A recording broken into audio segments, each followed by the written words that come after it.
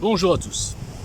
Alors pour ma minute Walter, ou plutôt mon quart d'heure Walter, parce que moi je suis un peu long, je suis pas concis comme mec.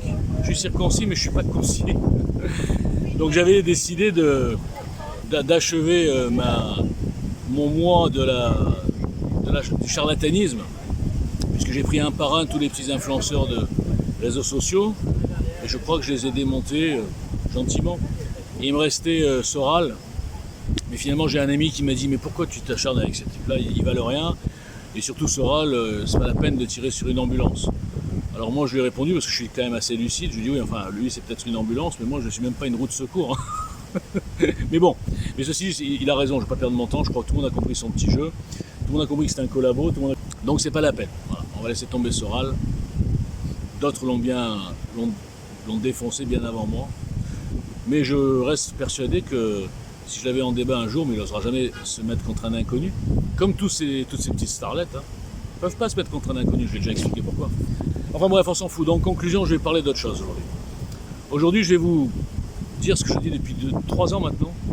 Je ne comprends pas comment au moins 80% de la dissidence citoyenne, je parle bien de la dissidence citoyenne, je ne parle pas des partis politiques qui sont un autre problème.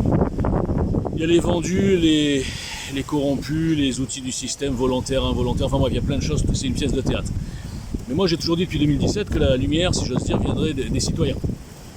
J'ai dit qu'il fallait arrêter d'attendre un homme providentiel, il fallait arrêter d'attendre un parti providentiel, il fallait arrêter d'attendre que quelqu'un du système change le système, par définition, puisqu'il en vit. Donc je pensais que ça allait venir d'en bas, de la majorité dite silencieuse. Et depuis 4 ans, puisque j'ai fréquenté tout le monde, même si je suis un inconnu, je connais tout le monde.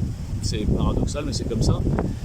Quand je dis tout le monde, c'est tous les mouvements citoyens, tous les influenceurs, tous ceux qui s'incrusent dans les mouvements citoyens pour diffuser leur islam, par exemple, ou leur islamo-gauchisme. Et ben, j'ai compris que malheureusement, 80% de la dissidence est sur une ligne qui est contraire à la mienne et à celle de Giel. C'est pour ça aussi que je suis boycotté par eux et par le système. Vous comprenez, c'est pour ça que je dis que je suis unique dans le paysage. Parce que je suis à la fois boycotté par les anti-systèmes, qui se pensent anti-système, mais qui sont en réalité des outils du système. Et je suis boycotté bien sûr par le système, la censure d'État, les petits médiatiques de la télé qui se la jouent rebelles et qui sont en fait très très bien dans le système. Et puis aussi les petits faux politiciens, et puis les politiciens mi-médiatiques, mi-chroniqueurs, mi-politiciens, il y a plein de des escrocs quoi. Évidemment qu'ils ne veulent pas un type comme moi, ils ont compris que j'étais libre. Donc pour revenir à ce que je disais, la dissidence, dans 80%, ils sont sur cette ligne fantasmagorique qui a été développée par tous ces influenceurs que je pourrais, bien sûr, je le répète, plier en deux, en 10 minutes chacun, ce serait rapide, qui sont tous sur un créneau porteur. Le créneau porteur, ce sont des commerçants, je le rappelle. Le créneau porteur, c'est bien sûr de partir sur une base de vérité, que je dénonce moi aussi. Évidemment qu'il y a une caste de mondialistes, que eux appellent sionistes, khazars, juifs, toutes ces conneries, Israël, Mossad, des conneries, et que moi j'appelle avec sa belle appellation et que je décris en plus, dans son hétéroclisme, avec ses acteurs, avec ses complices, avec ses moteurs, avec ses objectifs, bref, je crois qu'au niveau de l'explication, même si personne ne me connaît, je crois que ça fait déjà 4 ans, même bien avant la Covid, que j'avais déjà décodé tout ça. Bon. Eh bien, le problème, c'est qu'ils sont tous sur cette ligne antisioniste, antisémite, etc. C'est les juifs qui contrôlent tout, ils prennent 2-3 exemples. Ah, regardez les journalistes, etc. Ils n'ont rien compris. Et le problème, c'est comme ils sont beaucoup à n'avoir rien compris et qu'ils arrivent à lobotomiser d'autres qui ne comprennent rien, ça fait des troupeaux d'abrutis. Et quand un inconnu qui a 3 vues sur sa chaîne vient essayer de leur expliquer avec des éléments concrets qu'ils se trompent, qu'ils font fausse route, que là, c'est la route qui est à la fois validée par le système, et j'expliquerai pourquoi, et à la fois qui est une ligne de collaboration puisqu'elle dédouane l'islam de tout et elle collabore avec l'islam au sens large, le roman islam, et finalement c'est de l'islamo-gauchisme transversal, sur base d'antisémitisme. C'est quand même extraordinaire que cette piste-là, cette voie-là, que je représente à moi seul, avec ma petite équipe qui s'est liquéfiée d'ailleurs, qui s'est fondue un petit peu dans tous les troupeaux, parce que la mission est très compliquée. Comprenez, psychologiquement, travailler depuis 4 ans dans le vide, être suspendu toutes les semaines, être insulté, menacé de tous les côtés, les gens ils vous lâchent à la fin, ils disent on va pas se battre contre des moulins à vent. Donc on a laissé, comment il s'appelle le mec là, contre les moulins à vent, j'ai oublié, Don Quichotte. On a laissé Don Quichotte tout seul, Don Quichotte alias Mosus, qui est 80% du temps au second degré, qui rigole toute la journée, tellement la bêtise l'entoure, et qui est pris pour un égotique, c'est extraordinaire.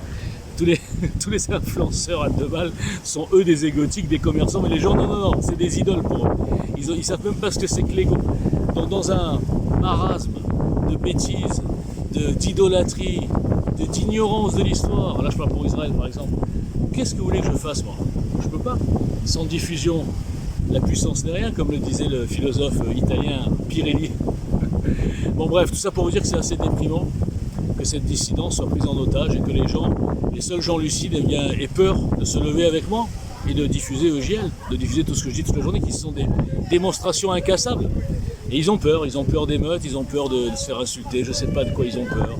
Ou alors ils boudent parce que des fois je fais un peu des plaisanteries, ils le prennent mal. Bon. Je suis un peu comique sans le vouloir des fois. Enfin bref, allez, je vais continuer à me promener sur les remparts d'Antibes. Vous devriez venir visiter, c'est magnifique, c'est très simple et c'est magnifique. Et là aujourd'hui il y a du vent, il y a des vagues, il y a la puissance de la nature. Je voulais finir aussi, oui. Il n'y a pas de chemtrail. Alors vous savez, les chemtrails, c'est extraordinaire. Je change de sujet, il n'a rien à voir. Moi, je me posais la question, je me dis, mais c'est quoi ces trucs-là? Et en fait, ils ont donné la réponse. Le système, il a la réponse à tout. Vous savez, ce sont des homo mutatus. Ils ont inventé des nouveaux nuages qui font des formes tout à fait géométriques, des angles droits, etc.